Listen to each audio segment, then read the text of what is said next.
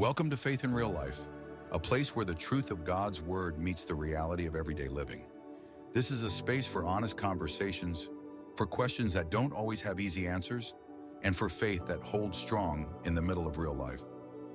Here we believe God still speaks, that grace is greater than our failures, and that no matter where you've been or what you're facing, hope is never out of reach. Life gets messy, relationships get complicated, dreams get delayed, but faith was never meant to stay inside church walls. It was meant to walk with us through every moment, every decision, every season. On this show, we talk about the struggles, the victories, the waiting, the healing, and the restoration God is still writing. Whether you're standing strong in faith, hanging on by a thread, or just trying to figure out what you believe, you are welcome here. This is a place for real stories, real grace, and a real God who meets us right where we are and loves us too much to leave us there. Now join us as we walk this journey together. Here are your hosts, Austin and Tyler. Hey guys, and welcome to another episode of Faith in Real Life with Austin and Tyler. Today is a special episode. We have our very first special guest, Kayla Herbst, is joining us on the show today. Tyler, she knows you. Yes. You want to give a better we've known each introduction? other quite a while. It's been a while. I've grown up, and she's kind of been I would say an older sister in a sense. Just a voice of reason sometimes. So very excited to have you. Thank you. I'm excited. It's hard for us two guys to necessarily speak on a woman's perspective on things.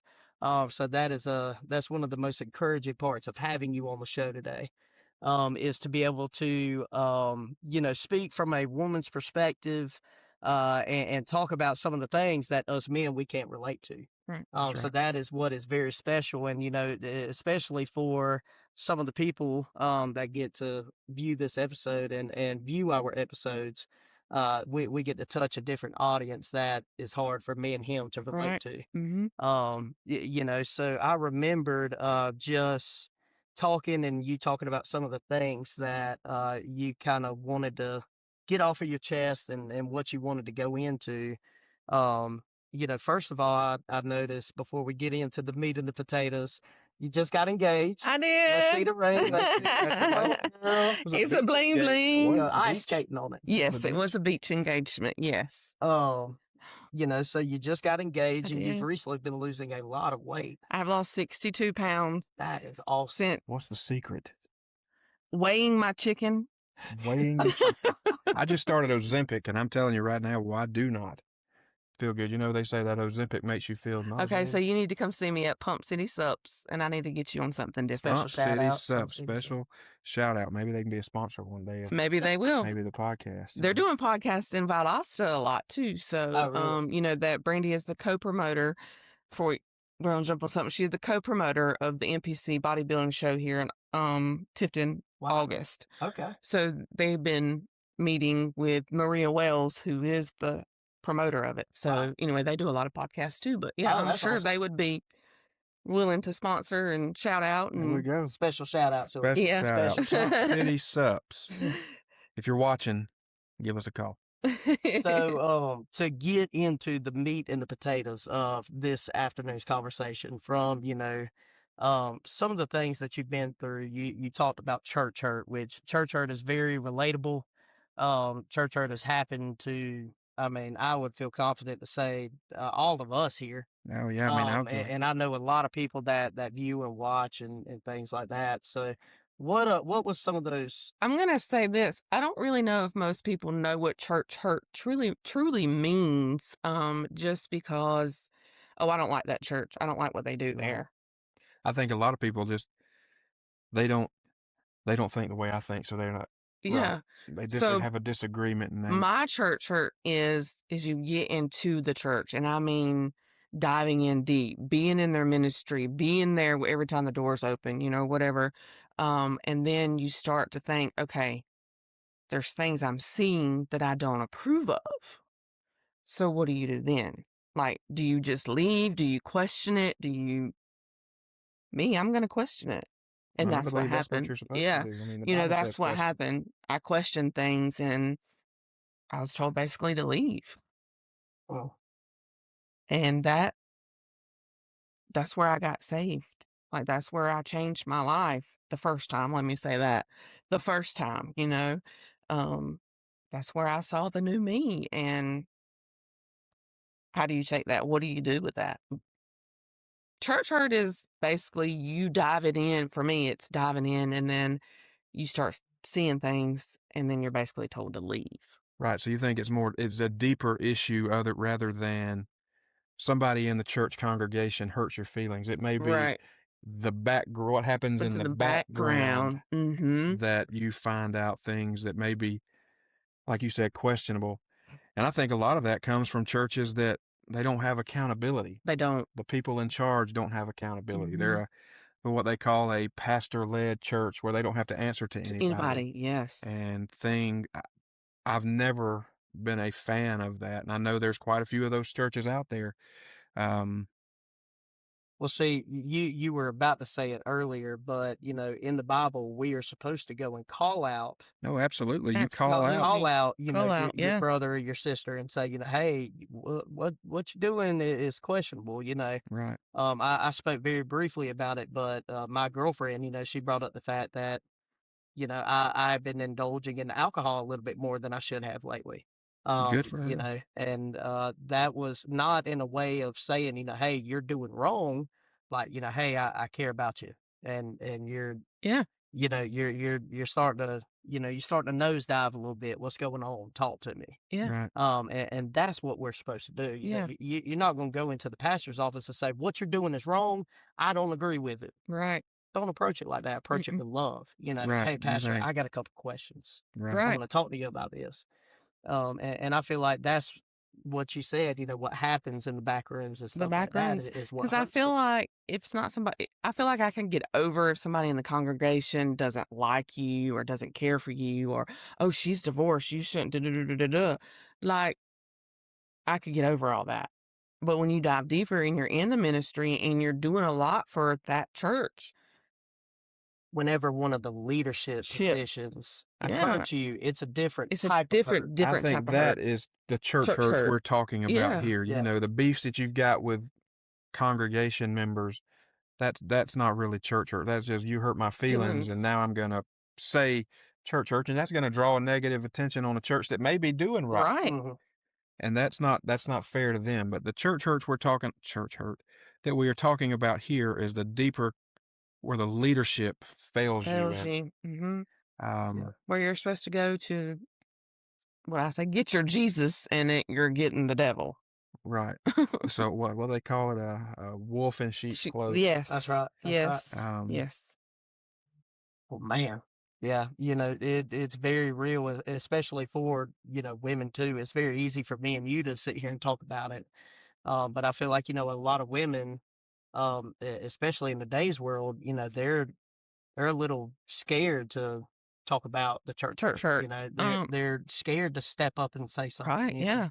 Um, and that I guess like people think that men are supposed to be the ones to call out or approach. Well, they're the leaders. That's What, right. I was always raised that my dad was the leader. Mm-hmm. So me being a single mom for all these years, I'm going to church. That's what I'm the leader now. Mm-hmm. But when you go to a church and you have that leaders, you're like, okay, this is what it's supposed to be. But once you get hurt, you're like, what do I do? Like, Right. this is, you're just lost. Like, you don't That's really know right. what to do. And that's where I was. I was lost. I didn't know where I was going to go, what we were going to go do next, We said it in our last episode about like divorce, and from a woman's perspective, whenever divorce happens, how did that affect you as far as like becoming the leader in your household? I'm not necessarily saying that you didn't become the Right. leader, but Right. how, like, for you to be a single mom and just Well, attempt to do it all on your own. I'll say right after my divorce, I had to move back in with my parents. Mhm. And we lived there for about 3 years. And then I moved out on my own when I was 25. Like the day of my birthday, I moved out of my parents' house. I had a chair and 1-bedroom suite. That's all I had. But I knew that I needed to have independence. I had a kid to raise, and I've always been headstrong. So it was, I got to do this. Like there was no, I can't do this.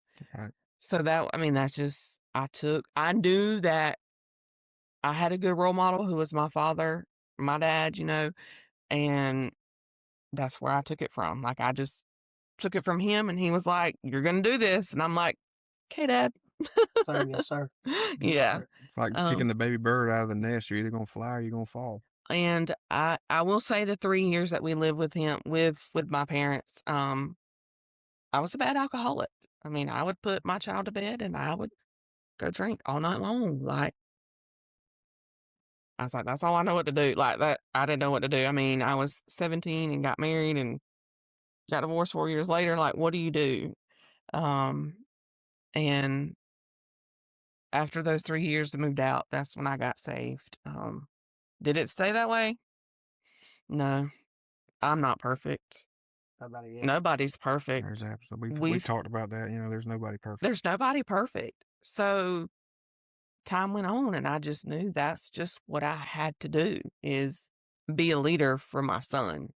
If nobody else is going to be there, I had to be the mom. That's right. I had to be the man and the Had to be the mom and the dad. Yeah. I mean, I told him how to shave his face. Like, who does that? That's right. That's right. So I had to be everything for him, so that like I said, it's been a roller coaster ride. My mother, she was a single mom of 3 boys. So bless her heart. My heart always goes out to single parents. I mean, single moms for sure. I've got a sensitive spot about it, because we put her through Hades. I mean, we took our mom through the ringer, boy. I mean, we were so bad bringing snakes and turtles and stuff all in the house, but you never really understand what it is that they went through. Just speaking from a child's perspective, until you get older, and then you start to realize, like, wow, she is a superhero. So all that to say, we applaud you. Yeah. Especially, and you'll find out even more when you have your own. True. What's that? You'll find out even more when you have your own. Well, that's going to be a little while. Listen, but I like what you said about the first 3 years. You were turning to alcohol, and then whenever you turned 25 and you moved out, and then you got saved. Was that where you saw a big change as far as your household that as you my were the leader household? of? Yes, a big change, big change. There was, for a long time, I didn't want alcohol in my house. I didn't want to be around it. My kid's going to be 18 in August. He's right at the age. He's right at that age, and I'm just like, no, I'm not ready. But I mean, that's when I seen it, and then I was single before I ever started dating, almost 4 years after my divorce. Right. Because I wanted to get me right. I wanted to get my kid right. I didn't have a job. I was still going to school for accounting. So it was just a whole lot. But I started my first job in the medical field then, and that's just where it kicked off. Like I said, it's been a roller coaster ride for years. Oh, so just the top off the single parents conversation. So in the beginning of the show, we had mentioned that you were now engaged, and so how long from your divorce? You said that you waited 4 years until you really started dating again.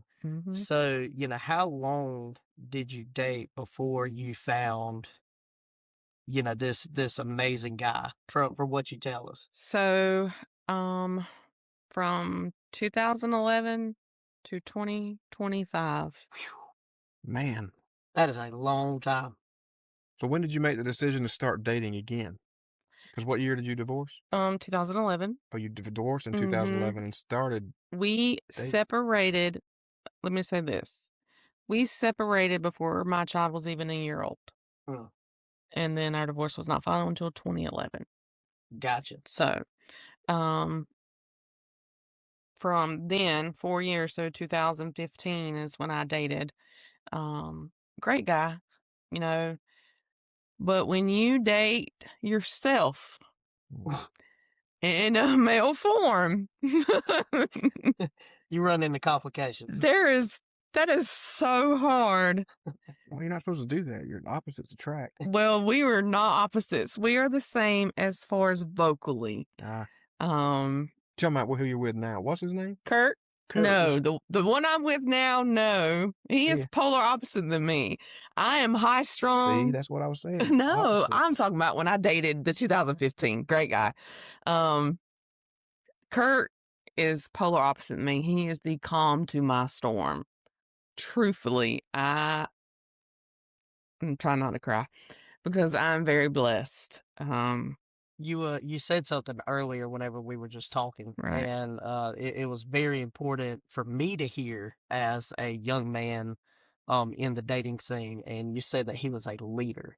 He is very much a leader. So explain that into detail just a little bit from a woman's perspective. What So, it means to you? I'll just say it. Me growing up, my daddy was the one that got us all together to go to church.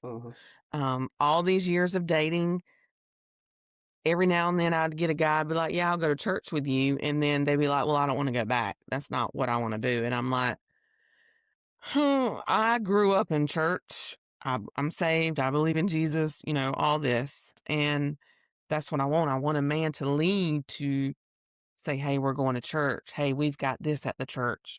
That man is there every time the doors open. And you don't have to ask him to be there. I don't have to ask. You know, I feel That's the like, biggest thing, is I don't have to ask. Yeah. It's more of, we're going to church. What time I need to set an alarm to get you up? And it's not control. It's not narcissist. It's not none of that. It's, I want you to feel what I feel. I want God to be number one in our lives. right. I've never had that. I don't know what that is.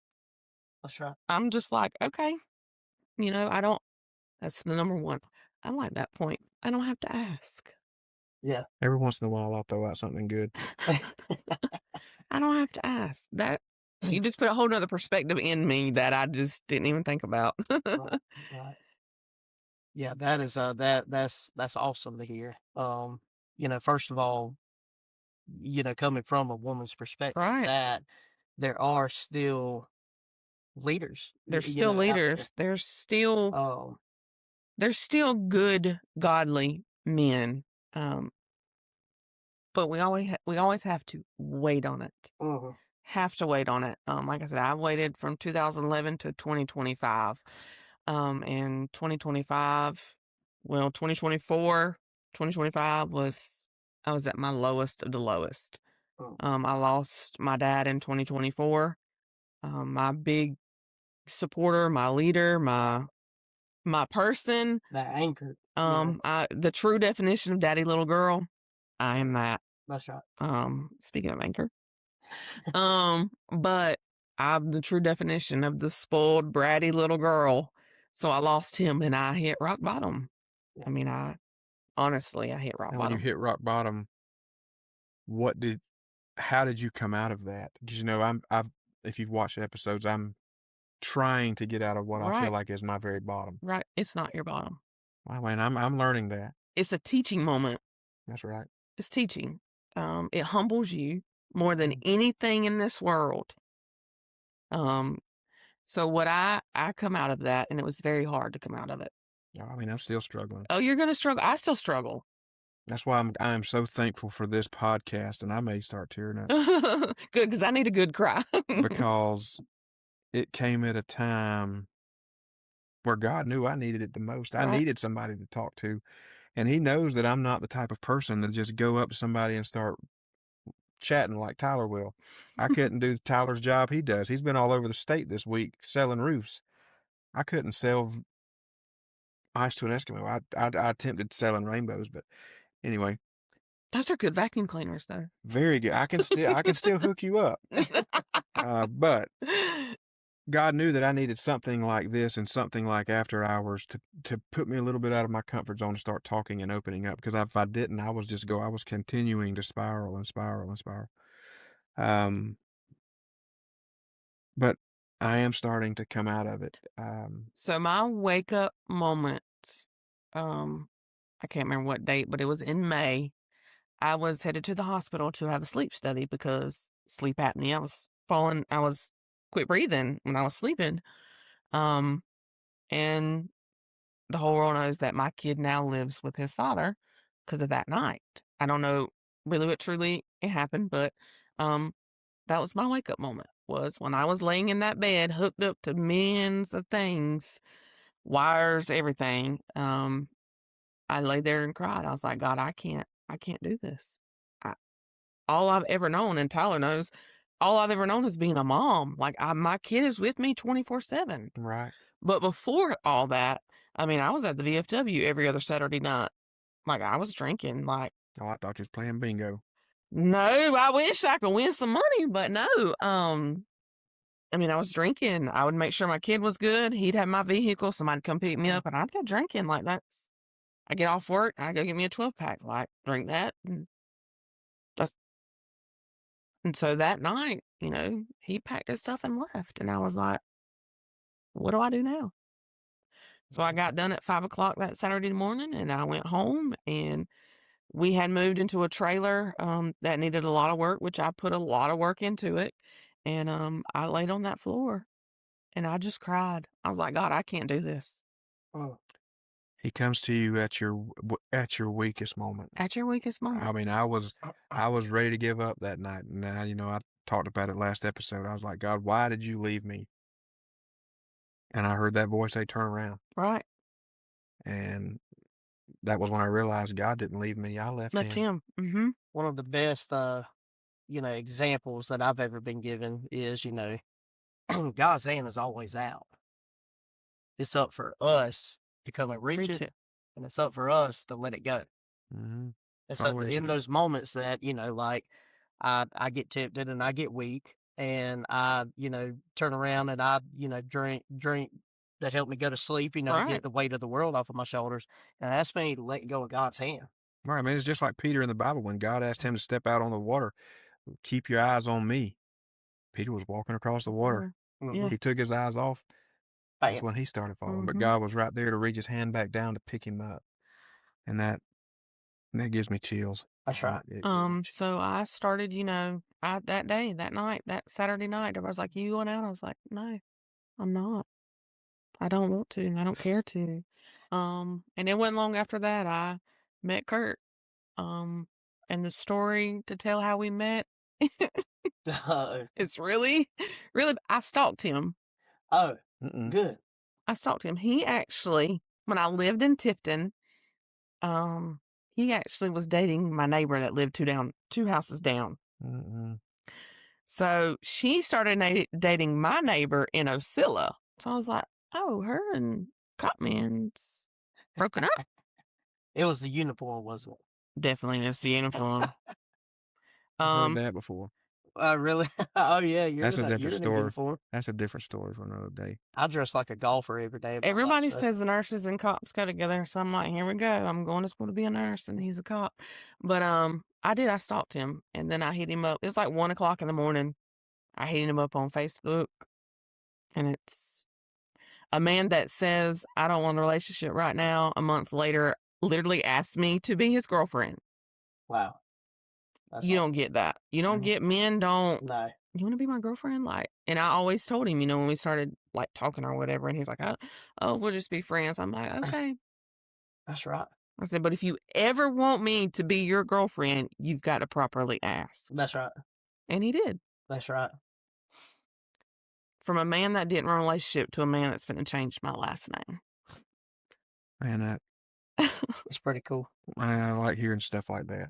Oh yeah. It's a blessing. Like you're in you think you're in your hardest moments. You're not. I've been right where you are. You're not. I mean, I know I've got stuff to look forward to, and like I still claim hope.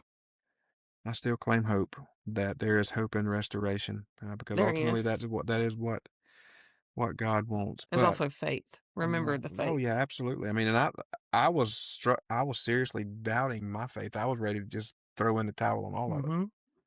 Like, I mean, God, I can go and live for the world, and you see all the blessings, or they're not blessings. Mhm. They're Satan, throwing these little bow ties on things. But Right.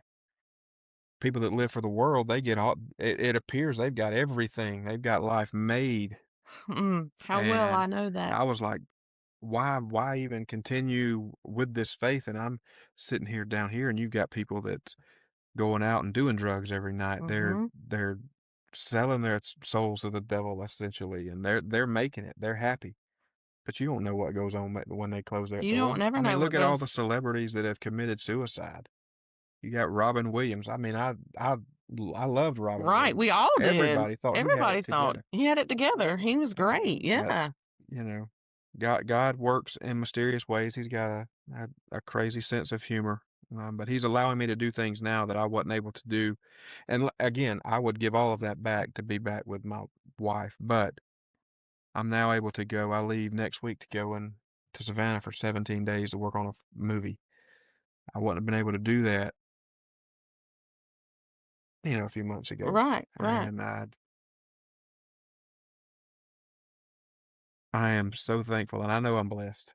Yeah, we all are. I mean, when you sit back and look at it, and I have a best friend, we've been best friends since 7th grade, and she's like, Kayla, sit back. Look how blessed you've been over all these years.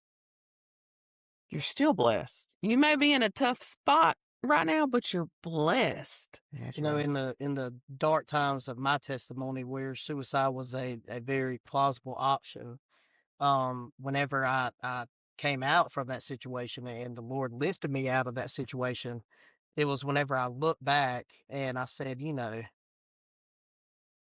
how did it ever get to there? Right. I mean, the only explanation was the devil. I mean, the devil found my weak point and he attacked.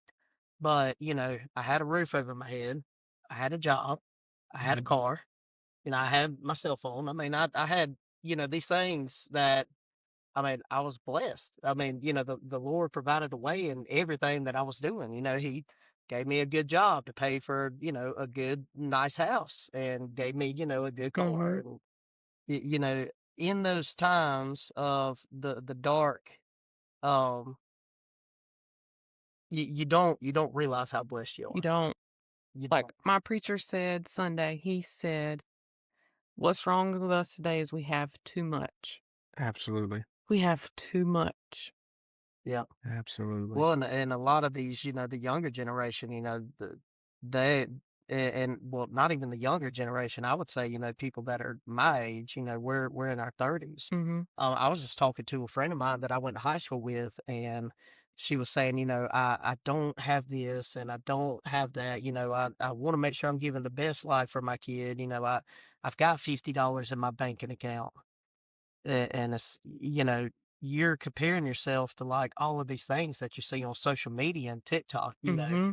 all these people that are going to Bora Bora and jumping off of a bridge and skydiving and not everybody is that financially Financially stable, stable. Mm-mm. and us in our 30s, I mean, we're not going to be. It's not right now. I mean, this world is crazy right now, Yeah, but I always said that my kid still has a better childhood than I did. mhm. I didn't get my license until I was married, 18, and about 5 months pregnant. Wow. Mm. Yeah. And he got his right after he was 16. You might not have your own vehicle, but you had a brand new Bronco Sport that had 4 miles on it to drive. Like, Just I let you whipping on take it. to the deer woods. That's Like, right. That's come right. on. We're But I all mean, we're all blessed. we are all blessed. That's what these But kids, Satan wants you to focus on that one thing that that he one takes thing. away, and you forget about all those other You things. I mean, do. it's sad. I mean, I had to be reminded. I got 4 kids that's looking up to me, and one of them, Aubrey, wanted me to give her a shout out. So here it is. Um, who am I to take myself away from? I mean, in that time, I was, who am I to take myself away from them? Right. I mean, they need me. That's 4 blessings that.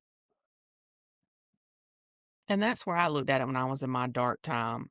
For my child to go away, thriving, doing great, yes.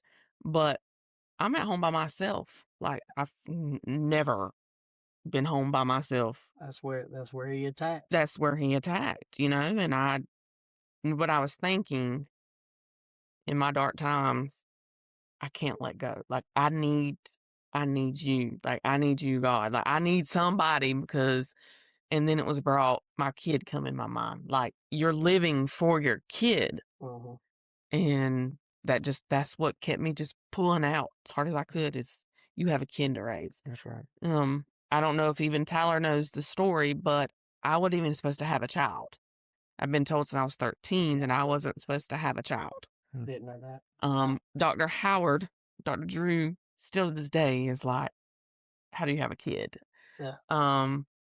But it was rough. Ian was 2 months early, and we about lost him then. So wow. All children are a blessing from God, every single one of them, but he's my biggest blessing. And since then, I've had multiple issues, but in 2019, I had to have a full hysterectomy because of all my issues.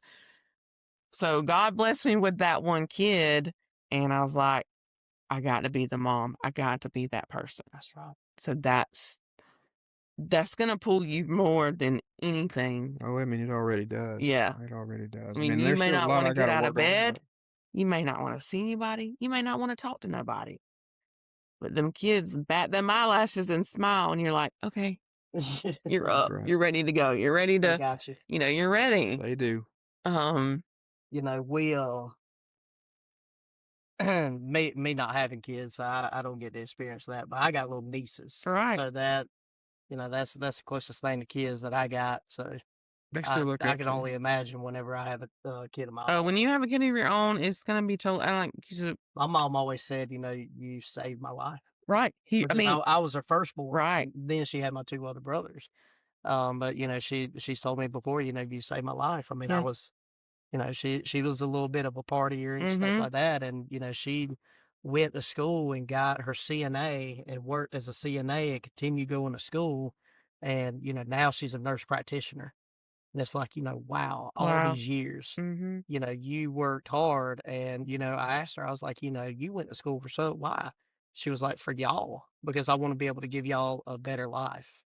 And, it was just like, man, that's deep. That is deep. And I've always wanted to go back for nursing, but it just was not in the time to go back. Right. But in September of last year, I put in my 2 weeks notice, my full-time job, and they told me not to come back. And I said, you know what? This is my time to go back to school. I DoorDashed, to make money, to make ends meet, to do anything I had to do. Now, I'm in school, my 3rd semester, I think it's going to come up. Wow. I moved in with Kurt. So, and I work part-time with Pump City Sups now. So, and I still DoorDash. I love DoorDashing. I heard it's great money. I've done it a time or two. I heard it's great money.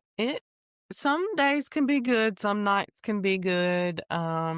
But my goal is if I make $50, I make $50. That's my goal, is to make $50 a day DoorDashing. Yeah. That puts gas in my Jeep. That puts Not a lot right now. Listen, I know. Whew. I went and filled up today and cost me $85. Yeah, it cost us about $70 to fill up the Jeep. So That's yeah. Right. Well, kind of I guess to start to come to a conclusion, all of these points, especially coming from you, Right. we're very appreciative of you being here and talking from a woman's perspective on things. And it really sounds like, and what you said earlier, you had a message for, all of the single parents, all of the, new believers, all of the older believers who've been church hurt and have kind of turned away. And what was that message that you wanted to give them? I don't even remember. Don't give up. That's what you said. Don't give up. You do remember, Tyler. You do remember. I have a lot of single friends, men and women. But my main thing is don't give up. Don't. That's right. Don't give up. You know, from keep a keep pushing, because I always said I say Kurt is my Boaz, because he really, I mean, if anybody looking in, they're like, wow, like he's amazing. We won't keep talking about him, That's but right. I have to meet this Kurt. yes, you do have to meet this Kurt. We may have to get him on the show. You better not bring him on here. You done hype them up. All the single women out there is going to Oh be no, talking touch him. Touch him. I do carry a pistol. Oh, Touch him, Don't and he get knows it. it. I like that. You know, don't give up. Don't you give know, up. all I aspects. have one of my friends, and she told me not too long ago, she said, to see your story is amazing to me, and it gives me hope. And I tell her all the time, she'll message and say, how things are going, and I say, don't give up. Right. And she said, I have stuck with that since we have talked in the Lowe's parking lot about relationships. And I tell her, don't give up. I said, one, you may not find him in church. You may not find him out and about. It may be randomly. You may not find her. You may not. But just wait, because God will answer when he is ready. That's not right, when because in you're that ready. waiting, Yes, he sir. is wanting you to develop the relationship with him Him. first. With him first. Oh, absolutely. Well, that is awesome. You know, don't give up spiritually. Don't give up Don't give up. worldly. You know, don't give up as a single parent. You know, Yeah. don't. This world is terrible right now. This world's tough. It's tough. It's terrible financially, mentally, physically, emotionally, every way you want to think about it. But you just have to sit and wait. There is going to be, I always say, a rainbow at the end of it with a little leprechaun. That's right. That's where I That's could be. right. There's Yeah. light at the end of the There tunnel. is light. Now, I don't know how long it's going to take you to get to that light, but there's light. Right. Well, everybody out there, you know, we want to hear from you guys. You know, Kayla here, she's local here in Tifton. I mean, we want to bring more people on the show. We want to hear more about, you know, these amazing testimonies. Right. You know, we want to hear where, you know, you're struggling. You know, this is an open show. This is a raw and a real show is what, you know, we want this to be. So, Kayla, thank you so much for Thank you. coming, being willing to open up about those things, you know. Yeah, thank It's you. it's not easy to get underneath these hot lights and to talk about, you know. I know I got chills a couple of times trying not to cry, so I cooled off a little bit. That's right. But you know, thank you so much. Thank You're you for welcome. taking Thank the you. time out of your evening to come and talk with us and talk to everyone out there. That's right. Thank you so much. Y'all welcome. Thank you for letting me be on the show. You're welcome. No problem. Again, we'll see y'all next episode.